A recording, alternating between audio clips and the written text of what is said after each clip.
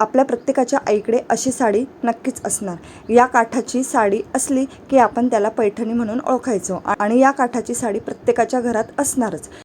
Blouse पीसमधून उरलेला काठ होता, त्यापासनं मी तुमच्यासोबत आज एक DIY करणार आहे। 2 प्रकारचं DIY तयार होते, ते तुम्ही कुठल्याही प्रकारे यूज करू शकतात। तर आता हा 18 इंचचा काठ माझ्याकडे होता, तर यामधनं किती काठ यूज करायचा ते मी तुम्हाला सांगणार आहे। व्हिडिओ थोडा मोठा होईल, परंतु मी तुमच्यासोबत येथे खूप छोट्या ट्रिक्स शेअर केलेल्या आहेत, त्यामुळे व्हिडिओ शेवटपर्यंत नक्की बघा। आता येथे तुम्ही पैठणी फॅब्रिकच्या ऐवजी खण फॅब्रिकचाही यूज करू शकतात। उंचीला 8.5 इंच इतका मी काठ घेतलेला आहे आणि काठाच्या दोन्ही बाजूला रेड फॅब्रिक अर्धा इंच इतका ठेवलेला आहे। रुंदीला 4.5 इंच एवढं मी फॅब्रिक घेतलेलं आहे। आता लायनिंगसाठी मी कॉटनचं फॅब्रिक घेतलेलं आहे। येथे मी स्पंजचा यूज करणार आहे।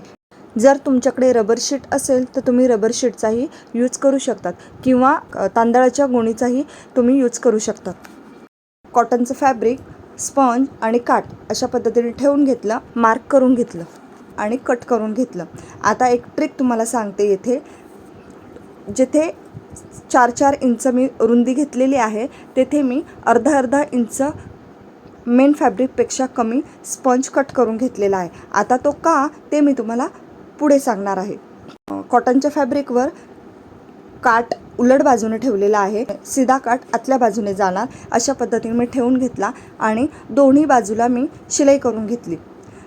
आता शिलाई खूप खेटून करायची नाही आहे आणि खूप जास्तीची करायची नाही आहे। दोन्ही बाजूला शिलाई करताना एका बाजूने शिलाई केल्यानंतर दुसऱ्या बाजूने शिलाई करताना कपडा एकसारखा करून घ्यायचा, म्हणजे त्यातली एअर आहे ती निघून जाणार। दोन्ही बाजूला शिलाई करून घेतल्यावर कापड उलट करून घेतलं म्हणजे आपला सीधा काठ हा वरच्या बाजूला येईल। आता मी ज्या पद्धतीने दाखवते त्या पद्धतीने मी नखाने प्रेस करून घेतलेला आहे, यामुळे आपली फिनिशिंग खूप छान येणार आहे। अशा पद्धतीने तुम्ही नखाने प्रेस करून घेऊ शकता किंवा आयरन करू शकता। दोन्ही बाजूला मी मार्क करून घेतलं। आता काय करायचे आहे, जो स्पंज कट केला होता तो बरोबर दोन्ही फॅब्रिकच्या मध्ये ठेवायचा आहे। अशा पद्धतीने स्पंज ठेवल्यानंतर दोन्ही बाजूला पिनअप करायचे आहे। आता इथे पिनअप का करायचे आहे, तर अशा पद्धतीने नक्की तुम्ही करून बघा, फिनिशिंग खूप छान येते। तुम्ही जर नवशिकाऊ असाल तर या पद्धतीने तुम्हाला करायला काहीच हरकत नाही। तुम्हाला मी पुढे दाखवेल का याची फिनिशिंग कशी आलेली आहे। याच पद्धतीने तुम्ही मोबाईल कवरही स्टिच करू शकतात। फक्त इतकंच आहे की 4 इंच आहे त्या बाजूला 1 इंचाचा अडकवण्यासाठी हुक करावे लागते आणि त्यामध्ये अडकवण्याची कडी भेटते ती लावावी लागते। झाले आपले मोबाईल कवर तयार। दोन्ही बाजूला शिलाई करून घ्यायची आणि आता यावर तुम्ही चेक्स करू शकतात किंवा अर्धा इंचावर स्टिच करू शकतात। मी येथे प्लेनच ठेवलेला आहे। आता जो काही कापड आहे तो मी कट करून घेतला। फिनिशिंगमध्ये कापड तयार झाला आहे। आता तुम्हाला दाखवते मी अर्धा इंच स्पंज का कट केला होता। अशा पद्धतीने कट करून आतमध्ये टाकला आणि दोन्ही बाजूला बघा किती सुंदर फिनिशिंग आली आहे। कुठलाही कापड इकडचा तिकडे झालेला नाही, म्हणजे दोन्ही बाजूचा कापड एकसारखा आलेला आहे। कुठेच कापड कमी जास्त झालेला नाही आहे। पुन्हा एकदा जवळून दाखवते। तुम्ही येथे शिलाई करू शकतात। मी येथे शिलाई केलेली नाही आहे, वरच्या बाजूला शिलाई करू शकतात। शिलाई न करता खूप सुंदर फिनिशिंग आलेली आहे। अशा पद्धतीने नक्की ट्राय करून बघा। आता काठ उलट करून घ्यायचं आहे आणि एकसारखं जिथे आपली सुरुवात आहे तिथे एकदम एकसारखं घ्यायचं आहे आणि शिलाई करायची आहे। येथे शिलाई करताना कापड खूप कमी यूज करायचं आहे, खूप जास्तीची शिलाई करायची नाही। एकदा शिलाई केल्यानंतर मी पुन्हा डबल शिलाई करून घेतली। दोन्ही बाजूला शिलाई करून झाल्यानंतर येथे फिनिशिंगसाठी कापड लावू शकता। आता मी येथे लावलेलं नाही। तुम्हाला जर बघायचं असेल शिलाईला कापड कसं लावायचं तर मागच्या व्हिडिओमध्ये मी दाखवलेले आहे। चॅनलवर जाऊन बघा, मागच्या व्हिडिओमध्ये मी दाखवलेलं आहे फिनिशिंगमध्ये शिलाई कशी पॅक करायची ते। आता मी काठ उलट करून घेतलेला आहे आणि त्याचे जे कोपरे आहे ते असे व्यवस्थित काढून घेतले आहे। बघा तुम्ही किती सुंदर फिनिशिंग आलेली आहे। हे झालं आहे चष्मा कवर। यात तुम्ही मोबाईलही ठेवू शकता, वरती कडी लावून मोबाईल कवरही तयार होते। आता मी तुम्हाला एक्झॅक्ट माप सांगते. 4.25 इंच असा रेडी कवर झालेला आहे. तयार कवर आपलं 4.25 इंच आणि उंचीला 8 इंचाचा तयार झाला आहे.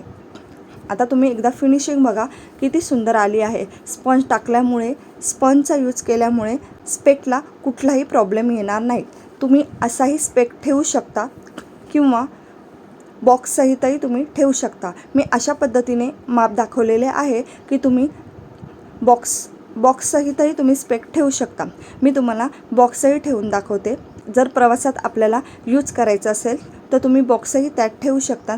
अस्सल पारंपरिक पैठणी फॅब्रिकपासून बनवलेलं स्पेक कवर तुम्हाला कसं वाटलं नक्की कमेंट करून सांगा. बघा दोन्ही साईडला फिनिशिंग बघा आणि रेड कापड किती सुंदर एकसारखं आलेलं आहे. शिलाई एकदम एकसारखी घेतल्यामुळे आपली फिनिशिंग खूप छान येते. आता येथे वरच्या बाजूला 1 इंचाचं कापड उरलेलं आहे. मी जे माप सांगितलं आहे ते एकदम एक्झॅक्ट आहे. येथे तुम्ही वेलक्रो लावू शकता किंवा टच बटनही लावू शकता. येथे मी टच बटन लावून दाखवले आहे. आता तुम्ही म्हणाल टच बटनही लावून दाखवले. हो, मला मी साडी कवरचा व्हिडिओ शेअर केला होता, त्यामध्ये टच बटन लावलेले नव्हते. तर एका ताईंची कमेंट होती की टच बटन कसे लावायचे ते दाखवा. त्यासाठी या व्हिडिओमध्ये मी टच बटन कसे लावायचे ते सांगितले आहे.